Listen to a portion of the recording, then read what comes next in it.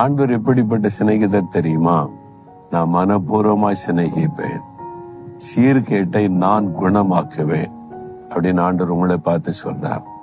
நீ எனக்கு நல்ல சிநேகிதியா இருந்த, நல்ல பிள்ளையா இருந்த, இப்ப ஒண்ணும் பைபிள் வாசிக்கிறது இல்லை, ஜெபிக்கிறது இல்லை, உனக்கு சீர்கேடான தப்புன்னு தெரியுது, அங்க இந்த வழியில தான் போய்கிட்டே இருக்கிறேன், நீ என்னை விட்டு விலகி போயிட்ட, என்னை துக்கப்படுத்திட்ட, ஆனாலும் நான் இன்னும் உன்னை மனப்பூர்வமா சிநேகிக்கிறேன்.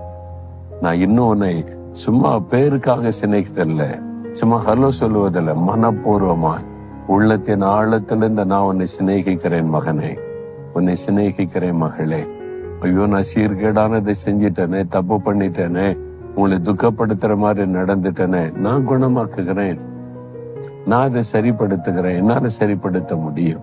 நம்முடைய சீர்கேட்டை மாற்றி நம்மை சிநேகித்து நம்மோட ஐக்கியப்பட ஆண்டவர் ஆயத்தமா இருக்கிறார். பிறகு எதுக்கு நீங்க விலகி போறீங்க? இன்னைக்கு ஆண்டவர்கிட்ட சொல்லுங்க, என்னை மன்னிச்சிருங்க ஆண்டவரே, நாம துக்கப்படுத்திட்டேன், வேதனைப்படுத்திட்டேன், ஒரு கேடானதை செஞ்சிட்டேனே, என்னை மன்னிச்சிருங்க, உன்னை எவ்வளவு காயப்படுத்திட்டேன். ஆண்டவர் சொல்ல, நான் உன்னை குணமாக்குவேன்.